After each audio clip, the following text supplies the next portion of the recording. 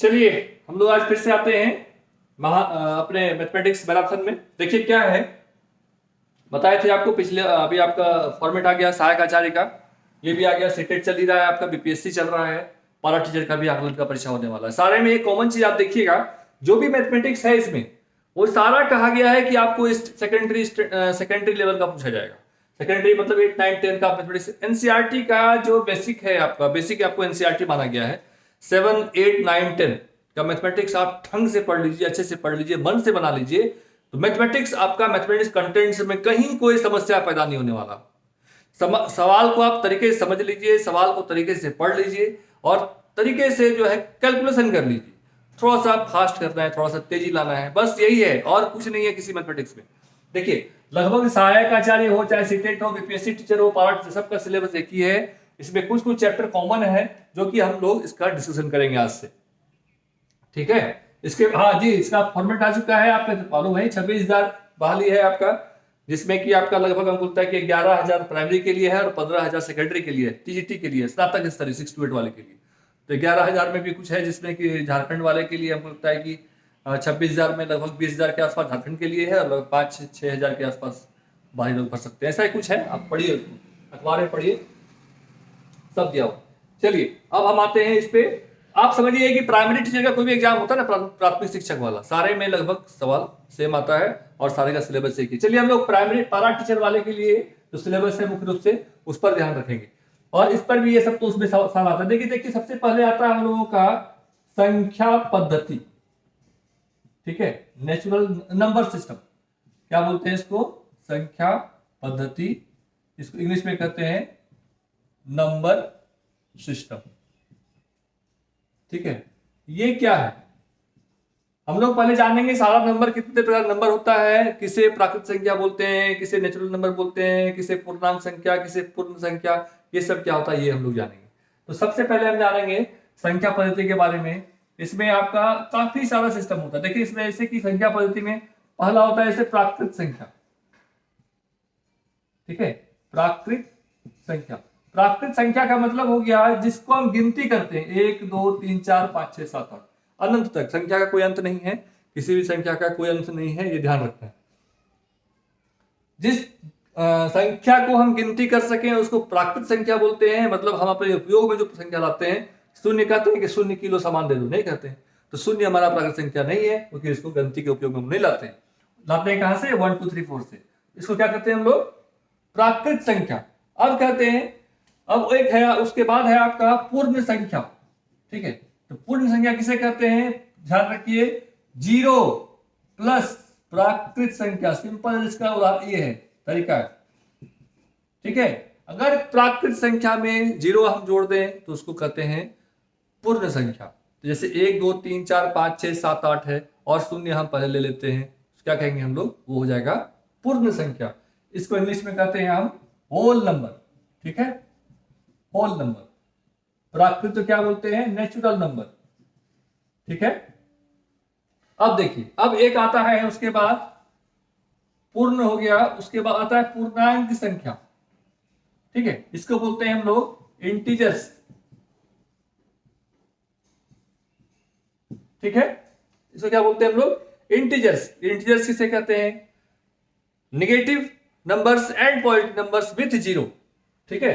अब समझिए, मतलब एक आपका मान लीजिए एक लाइन है आपका खींचा हुआ, ये 0 है, संख्या को हम दर्शाते अगर लाइन पे हैं, दर्शाते कैसे हैं, 0 है, 1 है, 2 है, 3 है और 4 है, ये आगे चला गया।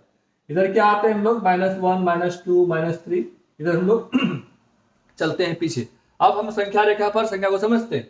अब देखिए ये 1 से लेकर के जो आगे बढ़ गया, ठीक है, ये गिनती वाली संख्या, इसे क्या कहते हैं हम लोग, प्राकृत संख्या। बहुत अच्छा, इसको क्या कहते हैं हम लोग, प्राकृत संख्या, ठीक है। और अगर हम फिर 0 से लेके आगे बढ़ते हैं, प्राकृत संख्या 0 प्लस, इसको क्या कहेंगे हम लोग, पूर्ण संख्या, मतलब होल नंबर्स, ठीक है। इसको क्या बोलते हैं, नेचुरल नंबर्स। अब देखिए, अब हम इसको पूरे को ले लेते हैं, ठीक है, ये पूरे को लेके आगे बढ़ते हैं नंबर सिस्टम को, पूरा नंबर सिस्टम। नंबर सिस्टम जो संख्या होती है पूर्ण संख्या, उसको नंबर सिस्टम बोलते हैं। नंबर सिस्टम पे क्या पूर्ण संख्या क्या बोलते हैं, इसको पूरे को ले लेंगे क्या बोलेंगे, इसको इंटीजर्स यानी पूर्णांक, ठीक है, इंटीजर्स। ठीक है, ये हम लोग जान गए संख्या के बारे में। अब जानते हैं कि संख्या को देख के कैसे पता लगेंगे ये संख्या सम संख्या है, विषम संख्या है, यौगिक संख्या है, ऋण संख्या है, प्राइम नंबर्स है, ऑड नंबर्स है, इवन नंबर्स है। अब देखिए ये तो हो गई संख्या की बात। अब हम लोग आते हैं सम संख्या पे, ठीक है। सम हो गया, विषम हो गया, उसके बाद क्या होता है अभाज्य, जिसको आप ऋण संख्या भी कर सकते हैं, ध्यान रखिए अभाज्य संख्या, प्राइम नंबर्स। उसके बाद एक आता है आपका यौगिक numbers, compound numbers, compound numbers यौगिक, ठीक है।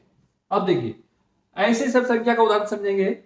सम संख्या किसे कहते हैं, दो से भाग लग जाए, ठीक है। जो संख्या, जिस संख्या में हमको दो से हम भाग लग जाता है उसे क्या कहते हैं हम लोग, सम संख्या कहते हैं।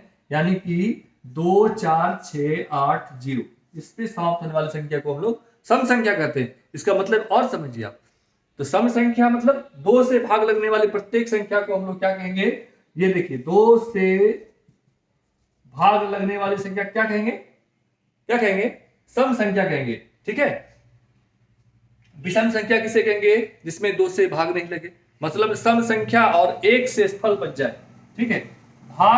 दो से भाग न लगे और प्लस शेषफल बच जाए। शेषफल कितना, एक, ठीक है। मतलब क्या हो गया, दो से भाग लगे, अगर लगाएं दो से भाग तो शेषफल एक बच जाए, यानी कि एक अधिक हो जाए नंबर, तो हम लोग क्या कहेंगे उसको, विषम संख्या कहेंगे। ध्यान रखिए, सब लिख लीजिए आप। सम संख्या दो से भाग लगने वाली संख्या को सम संख्या कहते हैं। विषम संख्या दो प्लस शेषफल, जिसमें भाग लगने के बाद शेषफल एक बच जाए, उसे विषम संख्या कहते हैं। अभाज्य संख्या, ये हो गया आपका इवन नंबर, ठीक है, इवन हो गया, ये हो गया ऑड नंबर्स। ध्यान रखिए ये अभाज्य को बोलते हैं हम लोग क्या कहते हैं, प्राइम नंबर्स। प्राइम नंबर्स किसे कहते हैं, ऐसी संख्या जिसमें एक से भाग लगे और स्वयं से भाग लगे, एक प्लस स्वयं से भाग लगे, इसको हम लोग कहते हैं अभाज्य नंबर। इसके अलावा किसी से भाग नहीं लगे। जैसे एक उदाहरण के तौर पर आप ले लीजिए, कितना, 3 ले लीजिए। 3 एक ऐसी संख्या है, क्या है, 3 एक ऐसी संख्या है, क्या इसमें एक से भाग लगेगा और 3 से भाग लगेगा और किसी से भाग नहीं लगेगा। इसी प्रकार हम 5 लेते हैं, 5 भी संख्या ऐसी है, इसमें एक से भाग लगेगा और 5 से भाग लगेगा और किसी से भाग लगेगा। 13 लेते हैं तो क्या होता है, एक से लगेगा और 13 से लगेगा और किसी से नहीं लगेगा, ठीक है। तो ये हमारा क्या हो गया, ये हमारा अभाज्य संख्या हो गया, मतलब प्राइम नंबर्स हो गया। अब देखिए दो से भाग लगने वाली संख्या, जिस संख्या के अंत में, ध्यान रखिए, जिस संख्या के अंत में 2, 4, 6, 8 और 0 हो, ऐसी संख्या में 2 से भाग लगता है। यह ध्यान रखिए, 2, 4, 6, 8, 0 से समाप्त होने वाले प्रत्येक संख्या में 2 से भाग लगता है और इसको क्या करते हैं हम लोग, सम संख्या कहते हैं। विषम संख्या किसे कहते हैं, ऑड नंबर्स, जिसमें 2 से डिविजिबल हो जाए, 2 से भाग लग जाए और शेषफल रिमाइंडर 1 हो जाए, 1 बच जाए, ठीक है। तो क्या कहेंगे उसको, विषम संख्या। जैसे 3 हो गया, 5 हो गया, गुड, 7 हो गया और 9 हो गया। ऐसी संख्या क्या कहेंगे हम लोग, विषम संख्या कहेंगे। अभाज्य संख्या के लिए क्या हो गया, एक से भाग लगे और स्वयं से भाग लगे तो हम उसको अभाज्य संख्या बोलेंगे। अब यौगिक संख्या, ये इसका मतलब कंपाउंड नंबर, कंपाउंड, ध्यान रखिए, कब इसको कहते हैं हम लोग इंग्लिश में कंपाउंड नंबर्स। ये ऐसा संख्या क्या होता है जिसमें, ऐसी संख्याओं में जैसे कम से कम उसके दो फैक्टर हो। जैसे कि मान लीजिए 4 है, ठीक है, 6 है, 8 है, ठीक है, 9 है, इसमें क्या है फैक्टर, कम से कम 2 फैक्टर हो। कौन कौन सा फैक्टर हो जाएगा, 1 गुने 4 और 2 गुने 2, ठीक है, 2 फैक्टर हो गया इसका, ठीक है। कम से कम दो तरह से इसको हम दो अलग अलग तरीके से इसको हम लिख सकें, तो ये कहते हैं हम लोग कंपाउंड नंबर। ध्यान रहे, फैक्टर का मतलब ये नहीं समझना है कि 2 का 2 दूनी 4 हो गया तो 2 हो गया। बहुत सा मास्टर लोग साहब लोग ऐसा बताते हैं कि कंपाउंड नंबर्स कहते हैं, जैसे कि 4 हो गया, 4 कंपाउंड नंबर कैसे हो गया, तो बोलेंगे कि 2 दूनी 4, ठीक है, तो हो गया, भाग लग गया 2 से तो हो गया कंपाउंड नंबर। नहीं, कंपाउंड नंबर से 2 फैक्टर हो, 2 तरीके से इसका गुणनखंड कर सके हम, तो उसको बोलेंगे कंपाउंड नंबर। 6 को कैसे कैसे लिख सकते हैं, 1 गुने 6 लिख सकते हैं, 2 गुने 3 लिख सकते हैं और फिर क्या लिख सकते हैं, 3 गुने 2 भी लिख सकते हैं, ठीक है। ऐसे दोनों एक ही चीज हुआ, ठीक। तो ये हो गया आपका 1 गुने 6 2 गुने 3, ये हो गया आपका कंपाउंड नंबर्स। दो तरीके से कर सकते हैं, हो गया। अब देखिए, अब हम लोग आते हैं, ये इतना आप समझ लिए। अब हम लोग आते हैं, एक और आता है इसके बाद, परिमेय संख्या। क्या आता है? अब आता है एक आपका परिमेय संख्या, ठीक है। एक आता है परिमेय, एक आता है आपका अपरिमेय, ठीक है। अब देखिए, परिमेय और अपरिमेय क्या होता है? परिमेय संख्या ऐसी संख्या जिसको हम लोग P बटा Q के रूप में लिख सकते हैं को परिमेय संख्या कहते हैं। लेकिन एक बात यहाँ पे और है, यहाँ पर है P और Q, P बटा Q के रूप में लिख सकते हैं, कोई भी संख्या लिख सकते हैं। इसमें कहता है Q should not be equal to 0, ठीक है। Q जो है 0 के बराबर नहीं हो तो ही परिमेय होगा। Q 0 के बराबर क्यों नहीं हो? क्योंकि हम किसी भी संख्या को अगर, जानिए सब चीज ध्यान रखिए, किसी भी संख्या को अगर 0 से भाग देंगे, एनी नंबर्स, किसी भी संख्या को अगर हम 0 से भाग देंगे तो उसका आंसर क्या हो जाएगा? उसका आंसर हो जाएगा इंफिनिटी, अनंत बोलते हैं इसको। क्या बोलते हैं इसको? इन्फिनिटी इन इंग्लिश, इसको कहते हैं इन्फिनिटी, और इन हिंदी बात क्या कहते हैं इसको? अनंत, ठीक है। चलिए जान लीजिए, किसी भी संख्या को 0 से अगर हम भाग देते हैं उसको, उसका उत्तर इंफिनिटी मतलब अनंत हो जाता है। इसका जिसका कोई मान नहीं है, ठीक। अनंत मतलब हो गया चलता चला गया। तो इसलिए कहता है Q should not be equal to 0, मतलब परिमेय संख्या वही हुआ जिसका हम निश्चित मान निकाल सके। जिसका मान निकल जाए, बटा के रूप में हो और मान निकल जाए, उसको हम लोग परिमेय संख्या कहेंगे। इसी अपरिमेय में क्या होगा? बस वही कहानी। अपरिमेय भी वही होता है P बटा Q, लेकिन इसमें क्या होता है? इसमें होता है, इसको कहते हैं, अब ये जो Q है, Q इक्वल टू कुछ भी हो सकता है जिसका मान नहीं निकल सकता, ठीक है। जैसे √2, √3, पाई, जिसका कोई अंत नहीं है। जैसे कि आप मान लीजिए √2 वर्गमूल भी बताना सिखाएंगे आपको, जिनको नहीं आता है। जैसे √2 का मान होता है 1.4141414141 ऐसे चलते रहता है कंटिन्यूअसली, सेम चीज आगे बढ़ते रहता है। तो ऐसे संख्या को हम लोग अपरिमेय संख्या कहते हैं, जिसका हम लोग मान निर्धारित, मतलब मान का निर्धारण पूरे तरीके से नहीं कर सकते, उसको हम लोग अपरिमेय संख्या कहते हैं। कोई दिक्कत है इसमें? चलिए, जिसको ये चीज लिखना हो, आप सब चीज नोट करिए। ये सब चीज आपको बहुत इंपॉर्टेंट चीज है और आपको हमेशा काम आने वाला है मैथमेटिक्स में, ठीक है। आप वीडियो रोक के भी नोट कर सकते हैं, ठीक है। चलिए, पिवटिक अपरिमेय परिमेय हो गया। अब हम लोग ये संख्या पद्धति हम लोग पूरा समझ गए। अब हम लोग आते हैं एक उदाहरण पे, ठीक है। अब देखिए, एक और नंबर आता है रियल नंबर्स। क्या है? Real numbers. इसको क्या कहते हैं हिंदी में? वास्तविक संख्याएं, ठीक है। क्या कहते हैं? वास्तविक संख्या। किसी भी संख्या को रियल नंबर कह सकते हैं। कोई भी संख्या आप लिख दीजिए इसमें। देखिए, ये रियल नंबर सबका बाबूजी है। कहने का मतलब प्राकृतिक, अप्राकृतिक, परिमेय, अपरिमेय, सब तरह की संख्याओं के मिश्रण को क्या कहते हैं हम लोग? रियल नंबर कहते हैं। Natural number plus whole number, plus whole number, plus हो गया आपका क्या है? परिमेय संख्याएं, प्लस अपरिमेय इरेशनल, रैशनल नंबर्स, ठीक है, और प्लस इरेशनल नंबर्स, अपरिमेय। सभी संख्याओं के समुच्चय को, मतलब सारी संख्या को मिला दीजिए, इसको क्या कहेंगे हम लोग? वास्तविक संख्या। इसमें कुछ भी हो सकता है, -4 भी हो सकता है, 1/√2 भी हो सकता है, पाई भी हो सकता है, 0 भी हो सकता है, 7 भी हो सकता है, 8 भी हो सकता है, कुछ भी हो सकता है। इसको हम लोग क्या कहेंगे? वास्तविक संख्या। जितनी भी कोई भी संख्या हो, निरूपित कर सकें चाहे न कर सकें, मान निकाल सकें अथवा ना निकाल सकें, हम लोग सबको उसको क्या बोलते हैं? रियल नंबर्स बोलते हैं। चलिए, अब हम लोग कुछ छोटे मोटे सवाल पे आएंगे, ठीक है। अब देखिए, ये हमारा नंबर सिस्टम पूरा हो गया। इसको पूरा नंबर सिस्टम आप लोग याद कर लीजिए और आपको इधर है। अब सवाल पे आते हैं। पहला सवाल है question based on local value, स्थानीय मान पर आधारित प्रश्न। स्थानीय मान आपको बता चुके, स्थानीय मान। देखिए, ये सब सवाल आपको, देखिए आप निकालिए कोई भी क्वेश्चन का, कोई भी एग्जाम का क्वेश्चन, आपको स्थानीय मान मिलेगा और फेस वैल्यू मिलेगा, सारा चीज आपको करना पड़ेगा। देखिए, आप निकाल लीजिए, आपको मिल जाए। तो स्थानीय मान समझ में आ गया हम लोग किसे कहते हैं, तो सबको पता होगा। स्थानीय मान बनाने में कोई दिक्कत नहीं है। मान लीजिए कोई संख्या आपको दिया हुआ है, मान लीजिए संख्या है 6 4 3 9 5 8, ठीक है।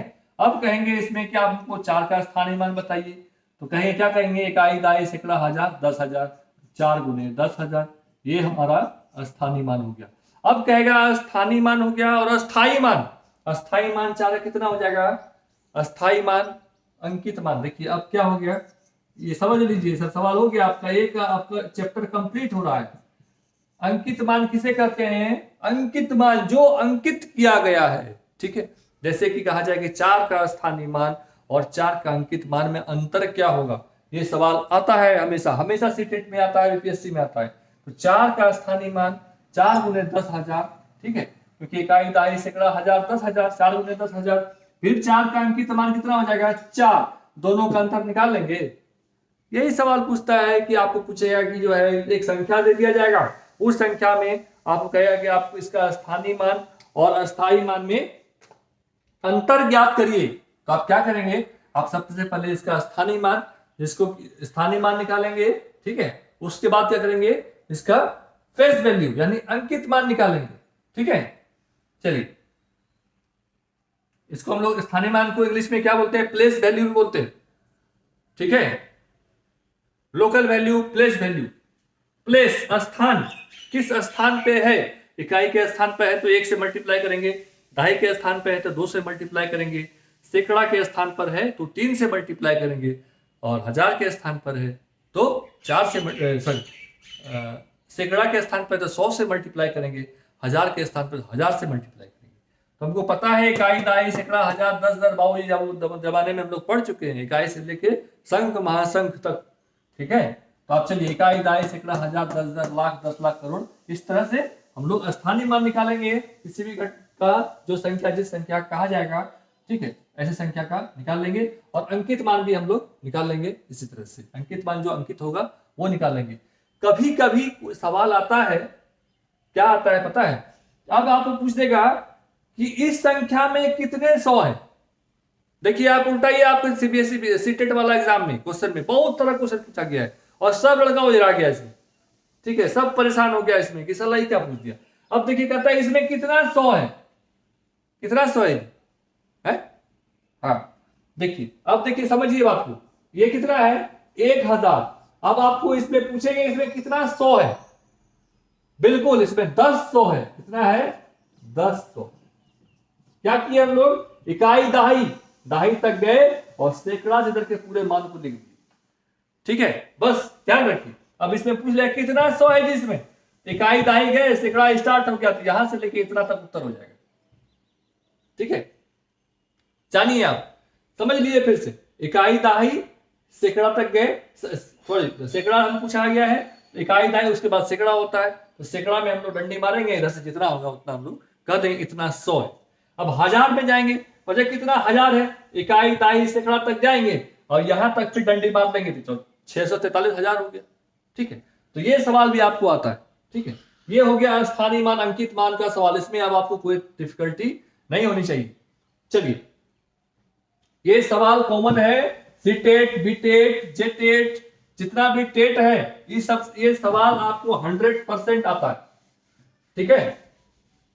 ये सवाल आपको 100% प्रत्येक इसमें आता है। अंकित मान स्थानीय मान का वैल्यू बताइए, दोनों में क्या अंतर है, दोनों में क्या है नहीं है, ये सब कर लीजिए, ठीक है। हम लोग तो बनाए, कितना क्वेश्चन बनाए लोग तो सब तो बना ही लिए, सब में आता है। चलिए ठीक है, पारा टीचर में भी ये सब कॉमन सवाल है, देखिए ठीक है। चलिए आगे बढ़ते, दूसरा सवाल है आपका, अब कहता है कि ये तो हो गया, अब एक ये है आपका, ये है कि इकाई का अंक ज्ञात करना। दूसरा है आपका, दूसरा चैप्टर है आपका, ये तो हो गया स्थानीय मान अंकित मान, ये बहुत इंपॉर्टेंट चैप्टर है आपके लिए। और दूसरा चैप्टर है आपका इकाई का अंक ज्ञात करना। देखिए ये भी सवाल बहुत अच्छा है, इकाई का अंक ज्ञात करना, ये ध्यान रखिए आप लोग कैसे करेंगे, ज्ञात करना। चलिए ये कैसे करेंगे, आपको कोई सा भी कुछ दे दिया जाएगा, जैसे आपको कह दिया जाए कि 7 पर पावर जो है आपको दे दिया 26 और कह देगा आपको कि इसमें इकाई का मान क्या है, इसमें जो इसका जो वैल्यू निकालेंगे इसमें इकाई का मान क्या होगा। ये सवाल भी कॉमन है, ये सब सवाल बहुत बार आ चुका है। आप देखिए कहता है कि 7 पर पावर 26, इसमें इकाई का मान क्या होगा। ऐसे सवाल में क्या करेंगे पता है आपको, देखिए ये सीजीएल से इस समय पे आता है, इसलिए आप देखिए 7 पर पावर 26, जब भी किसी भी संख्या के ऊपर कितनों भी पावर हो उसमें घबराना नहीं है। ऐसा नहीं है कि हमको 26 बार गुना करने के लिए कह रहा है, ये कह रहा है कि आपको बेसिक नॉलेज है कि नहीं है नंबर्स का, ठीक है, ये जानकारी लेने का। अब कह रहा है कि 7 पर पावर 26 से इसको कैसे करेंगे, ठीक है। तो ये जो 26 है हमारा, ये ध्यान रखिए, हम लोग इसी पर ध्यान रखेंगे, ये तो खतरनाक चीज है 26। तो क्या करेंगे, 26 को हम लोग 4 से भाग दे देंगे, कितना बच जाएगा, 4 छके 24, भागफल कितना हो जाएगा जी 2, क्या हो जाएगा ये शेष, ठीक है, शेष कितना हो गया 2। अब हम लोग इसको क्या करेंगे, इसको सिंपली लिखेंगे 7 पर स्क्वायर, कितना हो जाएगा 49, तो इकाई का अंक क्या हो गया 9। किसी को कोई दिक्कत है तो बताते चलना है, क्या कि अब जो है, अब जो भी क्लास हो रहा है आपका सारा कंसेप्ट क्लियर क्लास हो रहा है, अब आपको पढ़ाने लिखाने वाला क्लास नहीं हो रहा है, ठीक है। अब आपका सिर्फ कंसेप्ट क्लियर करेंगे सारे क्लास में, ठीक है। क्या कहता है इसमें, कोई भी संख्या है, मान लीजिए आपको दे दिया 55 और पर पावर दे दिया आपका 31, ठीक है। 55 पर पावर कितना दे दिया आपका 31, इसमें कहेगा आपका इकाई का मान भी आप याद करिए, क्या करिएगा, बिल्कुल इसको आप 4 से भाग दे दीजिएगा, 4 से भाग दे दीजिएगा, कितना हो जाएगा, कितना हो जाएगा 31 भागा 4 करेंगे, ठीक है। इसको 4 से भाग देंगे, कितना हो जाएगा 4 सत्ते 28, शेषफल कितना हो जाएगा 3, ठीक है। तो हमारा क्या हो जाएगा ये 55 पर पावर 3। अब देखिए, अब कहिए 55 पर पावर 3 हो गया, हम 3 बार गुणा करेंगे, बिल्कुल नहीं करेंगे, इसके इकाई के स्थान से, हमको इकाई से मतलब है, इस संख्या के इकाई के स्थान को 3 बार मल्टीप्लाई करेंगे। और ध्यान रहे कि 5 वाले पहाड़े में जितना बार भी मल्टीप्लाई करेंगे 5 गुने 5 गुने 5, ठीक है, ये हमेशा कितनों बार करेंगे 5 ही होगा, ठीक है। अगर 3 बार करेंगे तो, 4 बार करेंगे तो नहीं होगा, सब याद रखिए, ठीक है। 4 बार करने पर हमेशा 0 आएगा, ठीक है। तो ये आंसर हो जाएगा 5। बस यही तो कहता है, ये सवाल पूछा जाता है आपसे, आपसे पूछ लेगा कि 26 पर पावर 23 अब प्लस 22 पर पावर 29, दोनों के इकाई मान का योग बताइए, इकाई के अंकों का योग बताइए। तो आप क्या करिएगा, आप लगे माथा तक धन ढूंढने की लड़ाई, क्या हो गया, ऐसा नहीं है, इसमें बिल्कुल हम लोग वही करेंगे। तो 4 6 सिंपल समझिए, 4 छके 24 नहीं हो गया, 4 पंचे 20 3, तो ये इसको ले लेंगे तुरंत 6 पर पावर 6, तो इकाई का अंक कितना है इसमें 6 है, तो 6 हम ले लेंगे, ठीक है। अब यहाँ पे कह रहा है 23, 4 से भाग देंगे तो 4 पंचे 20, कितना बच गया शेषफल 3, तो यहाँ पर 3 लिखेंगे। अब प्लस कितना है यहाँ पे इकाई के अंक में 2, यहाँ कितना है आपका 29, तो 4 से आपको डिवाइड करेंगे, 4 सत्ते 28, कितना हो गया शेषफल 1।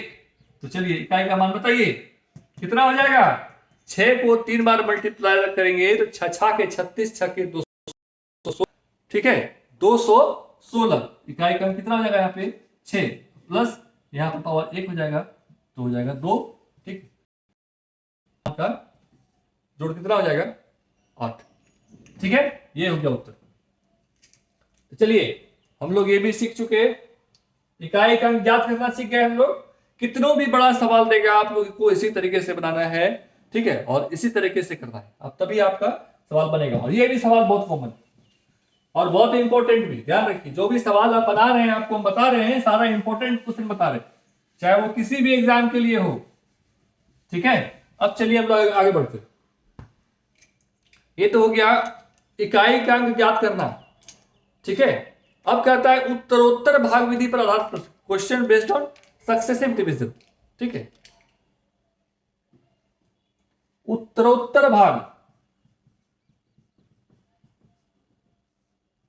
उत्तरोत्तर भाग का मतलब होता है उत्तर पे उत्तर, उत्तर पे उत्तर, उत्तर पे उत्तर, मतलब 7 से भाग दिया 28 को 4 हो गया, फिर क्या 2 से यहाँ 4 हो गया तो 2 से भाग देंगे, ये हो गया उत्तरोत्तर। ये बहुत कॉमन है, ये लगभग नहीं पूछा जाता है, अब ये सब हम लोग को लगता है कि चैप्टर थोड़ा सा आउट हो गया है, लेकिन ये सब डिवीजन हम लोग जानेंगे। सक्सेसिव डिवीजन को बोलते हैं, ये आप सिंपल खाली जान लीजिए।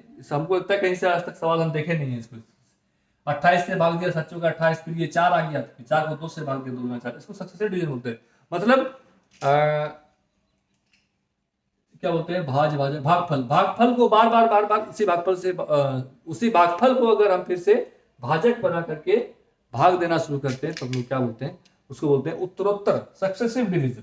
ये कॉमन सवाल है, ठीक है। ऐसे एक चैप्टर हो सकता है आपकी किसी क्लास में होगा, लेकिन ये कॉमन सवाल है। अब देखिए, टू फाइंड रिमाइंडर, शेषफल ज्ञात करना। देखिए एक आपका आता है सवाल, शेषफल ज्ञात करना, ठीक है, शेषफल ज्ञात करना। ये सब सवाल भी आपका बहुत इंपॉर्टेंट है। जो भी बता रहे हैं आपको सारा इंपॉर्टेंट बता रहे हैं, सारा जो भी आपको बता रहे हैं, अब जो बता रहे हैं सारा इंपॉर्टेंट बता रहे हैं। अब आप सीटेट वाला सॉल्यूशन भूल जाइए, चलिए यहां से समझना शुरू कीजिए। शेषफल ज्ञात करना कैसे निकालेंगे? अगर कहता है कि 19, एक संख्या आपका 119 है, 19 से भाग देने पर शेषफल बचता है 14। 19 × 95, 19 था 14, सॉरी, शेषफल बचता है 5, ठीक है ना? है बिल्कुल।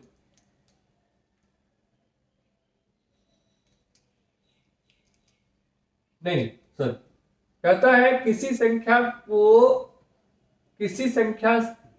संख्या से 119 को भाग देते हैं तो शेषफल बचता है 19, तो इसी संख्या को 17 से भाग देंगे तो शेषफल क्या हो? इस तरह का सवाल भी आता है। कहता है, सवाल फिर से समझिए, फिर से सुनिए, किसी संख्या को 119 से भाग देने पर शेषफल बचता है 19, तो उसी संख्या को 17 से भाग देने पर हमारा शेषफल क्या बचेगा? तो ऐसे सब सवाल में क्या करेंगे? कह रहा है 119 से भाग देने पर 19 बच रहा है, ठीक है, तो 17 से भाग देने पर क्या बचता है?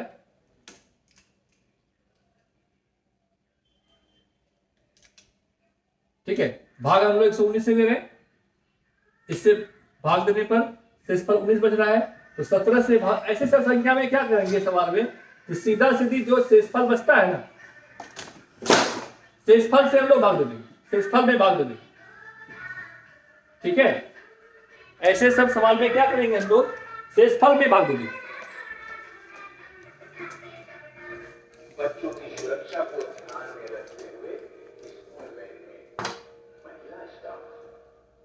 ठीक है। जैसे मान लीजिए कोई सवाल फिर से पूछ दिया किसी संख्या में 110 से भाग देने पर शेषफल मान लीजिए 18 बचता है, ठीक है। किसी संख्या में 110 से भाग देने पर शेषफल 18 बचता है, तो उसी संख्या में 16 से भाग देने पर शेषफल क्या हो? ठीक है। ऐसे सब सवाल में क्या करेंगे हम लोग? क्या करेंगे? सॉरी, यहाँ 128 होगा, ठीक है। 128 से भाग देने पर 18 शेष बचता है, उसी संख्या में 16 से भाग देने पर कितना शेष बचेगा? ये संख्या तभी हो सकता है जब ऐसा सवाल में, देखिए एक चीज कॉमन देखिएगा, कॉमन क्या होता है कि ये संख्या इससे हमेशा डिविजिबल रहेगा, ठीक है, ये हमेशा इससे डिवाइड होता हुआ रहेगा। ऐसा नहीं है कि इससे डिवाइड नहीं होगा, आपको पूछ दिया, ऐसा नहीं। गलती अभी हमसे हुई थी, सुधार की इसमें। देखिए इसमें 128 होना चाहिए, इसलिए कि 16 को 8 बार पढ़ेंगे 128 हो जाएगा। तो ऐसा सब सवाल में इसलिए दिया जाता है कि आपको ये पूरी भाग लग जाए। ये अगर पूरी भाग लग गया तो 18 हमारा शेष बच गया, तो हम लोग क्या करेंगे? 16 से 18 में भाग दे देंगे, 1 हो गया, तो शेषफल कितना हो जाएगा? 2। ध्यान रहे, इस तरह का भी सवाल बहुत कॉमन है। इस तरह के सवाल में आपको पूछ देगा कि बड़ा संख्या कोई दे देगा आपको और कहेगा कि इसमें किस भाग देने पर शेषफल इतना बचता है, तो संख्या क्या होगा? कह दीजिए, जैसे बनाइए आप, जैसे मान लीजिए किसी संख्या में 105 से भाग देने पर शेषफल बच गया आपका 34। किसी संख्या में 105 से भाग देने पर शेषफल कितना बच रहा है? हमारा 34 बच रहा है। उसी संख्या में 15 से भाग देने पर शेषफल क्या बचेगा? क्या बचेगा? 4 बचेगा। बिल्कुल सही। चलिए कैसे? हम इसको भाग दे दिए सीधा सीधी, 15 दूना 30 और बच गया 4। 30 और 4 34। बहुत बढ़िया। चलिए ये समझ में आ गया आपको। एक इससे भी सवाल आता है आपका, शेष फल ज्ञात करना। किसी संख्या का दे दिया आपको, संख्या बड़ा संख्या दे दिया आपको, भाग तुरंत भाग और गुना नहीं करना है, आपको ये ध्यान रखना है ये और ये हमेशा डिविजिबल रहेगा, तो सीधा जो शेष फल है उससे भाग दे देंगे, जो शेष फल बचेगा वही हमारा उत्तर हो जाएगा। ये भी सवाल आपका कॉमन। इसके बाद हम लोग आते हैं लगातार सम विषम संख्याओं पर आधारित प्रश्न। ठीक है, इस तरह भी सवाल आते हैं। क्या आता है? लगातार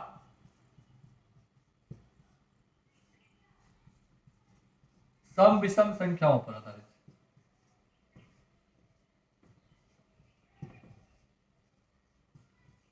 देखिए ये आपको क्लास 9th और 10th में लगभग जो है आगे, अभी तो आपको बेसिक चीज है। आप जब संख्या पद्धति को पूरा बनाएंगे, पूरा जब चैप्टर बनाना शुरू करिएगा तो आपको ये सारा चीज आपको मिलेगा। जितना चीज बता रहे हैं सारा सवाल इसी से रिलेटेड रहेगा, इसके अलावा कोई रिलेशन नहीं रहेगा।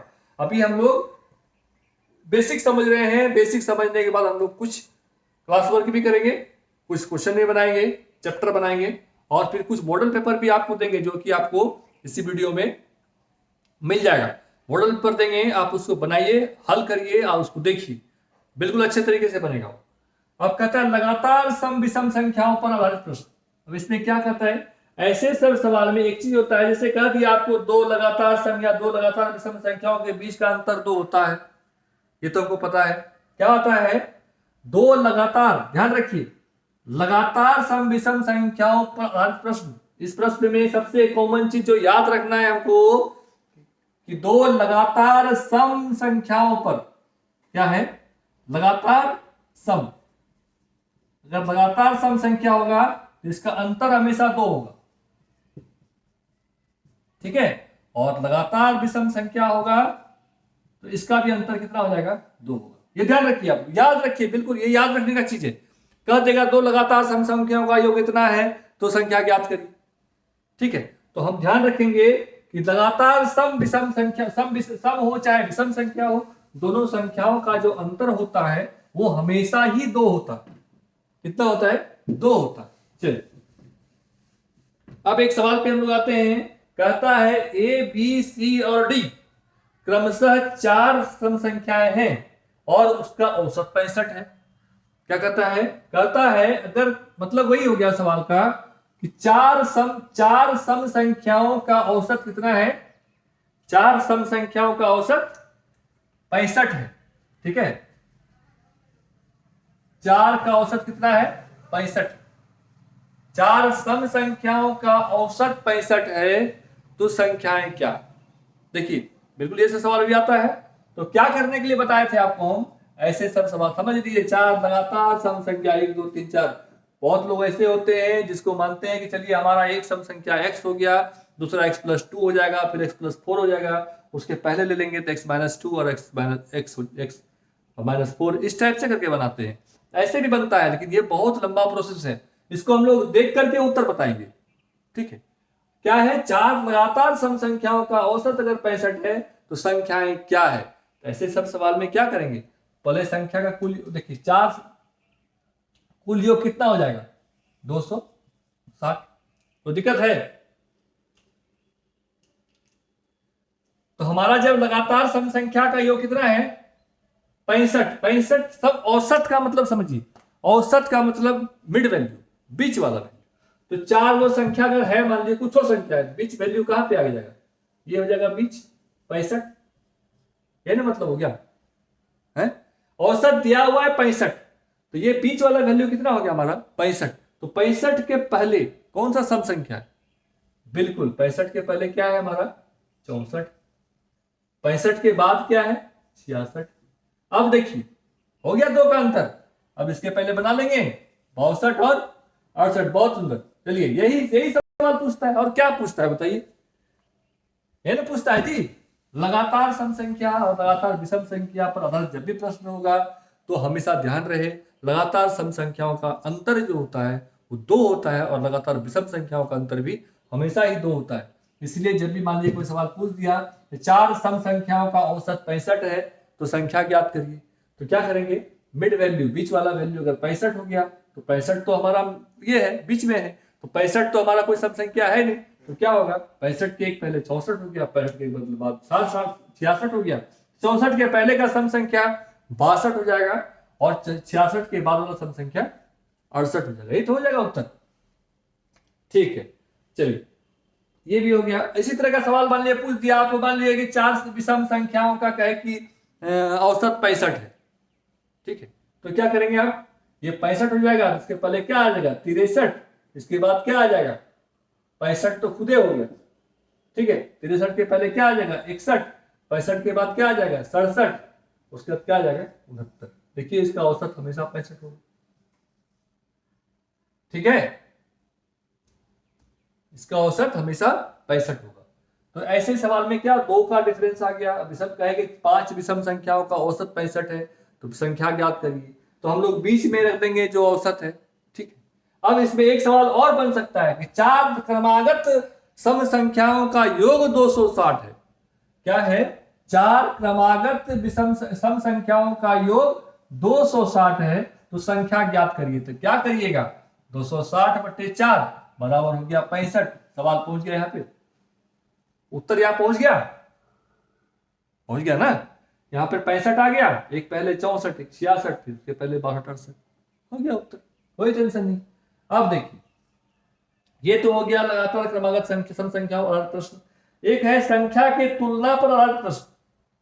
ठीक है, संख्या का तुलना करते हैं। तुलना क्या करते हैं, छोटा बड़ा, बड़ा छोटा, कौन सा बड़ा है कौन सा छोटा है, आरोही क्रम में से जाओ अवरोही क्रम में से जाओ, तो इसको बोलते हैं तुलना वाला प्रश्न। क्या आता है, तुलनात्मक प्रश्न। ठीक है, क्या कहते हैं इसको, छोटा बड़ा हो गया, आरोही अवरोही हो गया, ये सब जो तुलना करते हैं। ठीक है, या कुछ वैल्यू मान करके उसको पुट करके फिर बनाते हैं, इसको हम लोग बोलते हैं तुलनात्मक प्रश्न। चलो हो गया। अब देखिए तुलनात्मक के बाद आता है आपका आरोही अवरोही। बताई थी आरोही अवरोही आपको पता है। आरोही नीचे से ऊपर, अवरोही ऊपर से नीचे, कैसे निकालना है बता चुके हैं कि तुलना कैसे करना है आरोही अवरोही का, छोटे बड़े का, ये भी आपको बता चुके हैं। ये हो गया आपका। अब देखिए अब आता है आपको संख्या के भाग पर आधारित प्रश्न। एक आता है, क्या आता है, ये भी आपका कॉमन है, संख्या के भाग पर। ये भी आपका कॉमन सवाल है। संख्या के भाग पर आधारित प्रश्न का मतलब हो गया किसी संख्या, मान लीजिए कोई टंकी 2/3 भाग भरा, 3/4 आम खाया, 4/6 जो है उसको दिया, क्या बोलते हैं, रोटी टुकड़ा दिया। ये सब हो गया संख्या के भाग पर आधारित प्रश्न। इससे भी सवाल आता है।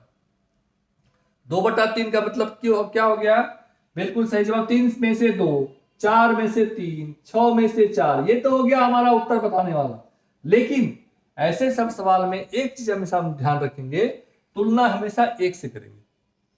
2/3 भाग किसका, कहेगा ना, आपसे पूछेगा कि 2/3 भाग जो है टंकी में पानी भरा हुआ है, तो टंकी कितना बड़ा है, टंकी पूरा है। ठीक है, टंकी पूरा है, इसमें आपका क्या किया, 3 भाग में विभाजित कर दिया, 1 2 और 3 भाग, ये टंकी हो गया। 3 भाग में से कह रहा है कि 2 भाग भरा हुआ है, तो क्या 2/3, कितना में से, बिल्कुल 1 में से 2/3। ठीक है, ये ध्यान रहिए। इसको कहते हैं हम लोग संख्या के भाग पर आधारित, संख्या के भाग पर आधारित। अब क्या हो गया, इसको पूरे में से 2/3 घटा दिए तो जो बाकी हो गया वो निकल गया। चलिए ऐसे सवाल को बनाएंगे हम लोग। अब कहता है टू फाइंड प्राइम क्या है, टू फाइंड प्राइम फैक्टर्स।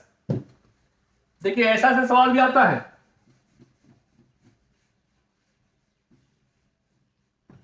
चौथा तरीका होता है टू फाइंड प्राइम फैक्टर्स, अभाज्य गुणनखंड ज्ञात करना। इन्हें हाँ, अभाज्य गुणनखंड ज्ञात करना। ठीक है, ऐसा सवाल भी आता है आपका। क्या आता है, अभाज्य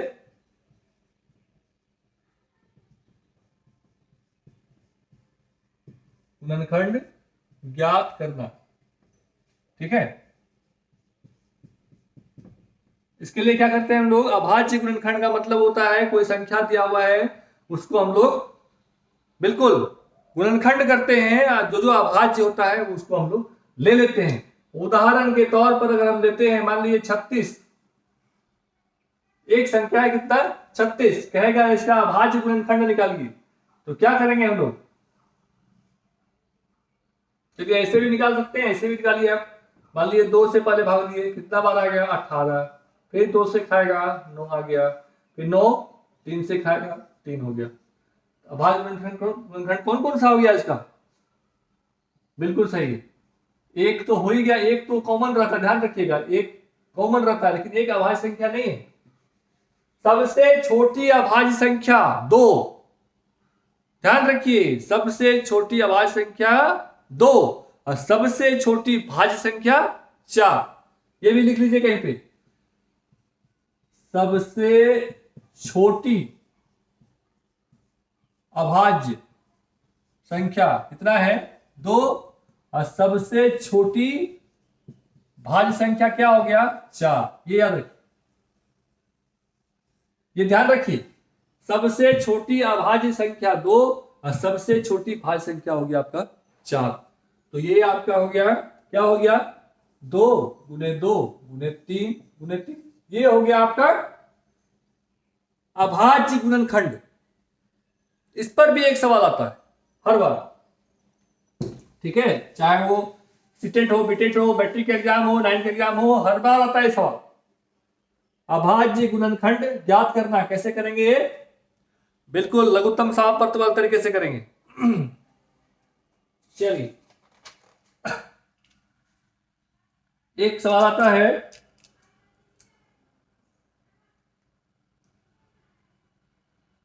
व्यक्ति के समूह पर आधारित एक आता है व्यक्ति के समूह पर आधारित,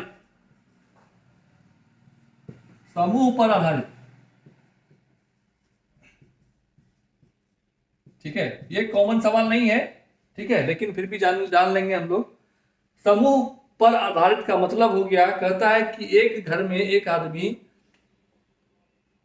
किसी फंक्शन में गया, ठीक है, तो कह रहा है कि 20 आदमी गया और प्रत्येक आदमी जो है गिफ्ट इस तरीके से लेके गया कि वहां पर गिफ्ट की संख्या 380 होगी, ठीक है, आदमी कितना था 20, तो कहता है हर आदमी गिफ्ट लेके गया, और गिफ्ट को जब काउंट किया 20 आदमी का गिफ्ट कितना हो गया 380 हो गया। अब बात पूछे है कि आपसे प्रत्येक में गिफ्ट कितना था, कितना गिफ्ट लेके गया था, कितना कितना आदमी, तो क्या कीजिएगा 20 से भाग दे दीजिएगा, हो जाएगा 19, है ना क्या? इसी को बोलते हैं समूह पर आधारित प्रश्न, एक समूह में, ठीक है। चलिए ये भी हम लोग जान गए। ये हो गया आपका लगभग सारा। इतने तरह का प्रश्न आपको संख्या पद्धति से हर बार हर जो है एग्जाम में आता है, ध्यान रखिए इसको। हम लोग ये संख्या पद्धति पर आधारित सारा काम करिए, ठीक है। आप लोग चाहे आचार्य का प्रश्न करिए, चाहे सीटेट करिए, चाहे बीपीएससी करिए, चाहे पारा टेस्ट करिए, चाहे सीजीएल करिए, चाहे सीएचएसएल करिए, ये चीज आपके लिए बिल्कुल कॉमन है और आपको ये जानकारी होनी अति आवश्यक है। अगर आप लोग संख्या पद्धति के पर इतना जानकारी आप लोग इकट्ठा कर लेते हैं अच्छे तरीके से, तो हम वादा करते हैं कि आपको कि संख्या पद्धति पर कोई भी सवाल अगर आएगा तो आप इसको बिल्कुल नहीं चुकेंगे, चाहे वो मैट्रिक का लेवल का एग्जाम हो, चाहे वो इंटर लेवल का एग्जाम हो, चाहे किसी लेवल का एग्जाम हो, तो इतना चीज आपको ज्ञात हो गया तो आप इसको बिल्कुल नहीं चुकेंगे। चलिए अगला क्लास हम लोग फिर कर लेंगे, ठीक है। और आपको ध्यान रखना है कि आपको समझ में आए, अगर आपको अच्छा लगे तो आप हमारे चैनल को जरूर सब्सक्राइब करिए, दीपक आनंद मैथ, हाँ, यूट्यूब पर सब्सक्राइब कीजिए ताकि आपको आगे का इसी तरह का सवाल के बना रहे। हम आगे प्रयास करेंगे एक दिन हम लोग संडे वनडे या कोई दिन लाइव क्लास लेंगे, अगर आपको लाइव क्लास के लिए इंटरेस्टेड है, ठीक है, तो आप लोग उस दिन हम लोग क्या करेंगे, उस दिन हम लोग प्रयास करेंगे मॉडल क्वेश्चन हल करने का, क्लास 9th 10th का model question, class 9th 10th level का हम लोग मॉडल प्रश्न पत्र हल करेंगे प्रत्येक चैप्टर वाइज। जैसे आज हमने संख्या पद्धति पढ़े तो संख्या पद्धति, इसलिए आप लोग 9th 10th वाले भी जुड़ सकते हैं इसमें आप लोग जुड़ सकते हैं, पारा टीचर वाले जुड़ सकते हैं, बीपीएससी वाले टीचर जुड़ सकते हैं, सीटेट तैयारी करने वाले जुड़ सकते हैं, सहायक, मतलब जो भी आप लोग मैथमेटिक्स का जो भी एग्जाम, जो भी उस लेवल का एग्जाम है, सब कुछ जुड़ सकते हैं, सबके लिए फायदेमंद होगा।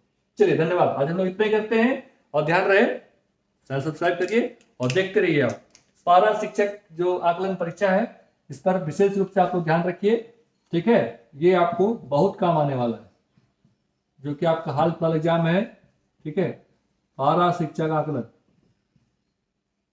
ठीक ना, चल, धन्यवाद।